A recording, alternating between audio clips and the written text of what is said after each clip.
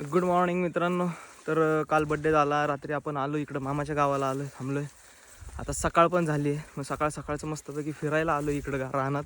खरंच या गावच्या खूप आठवण येतं, कारण लहानपणापासून सगळं मामाच्या गावालाच राहिलो होतो. लॉकडाऊनसारखा काळ मी गावालाच इकडंच घालवला आहे 3 महिने. त्याच्या 3 महिन्यात जे ब्लॉगचं एड आहे मला त्यावेळी पण मी भरपूर ब्लॉग शूट केले होते, पण अपलोड नाही केले मी ते ब्लॉग. मग ती सवय तेव्हापासून होती. जरा आता चप्पल बाजूला काढू आणि जरा मोकळ्या पायाने एकदा फिरून येऊ.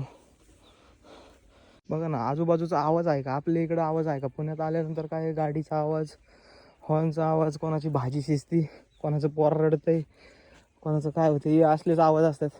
इथं फक्त बॅकग्राऊंड नॉईज नाही म्हणू शकत आपण, पण बॅकग्राऊंड व्हॉईस नक्की आहे का? काय काय पक्षी कसे ओरडतात काय ते सगळं.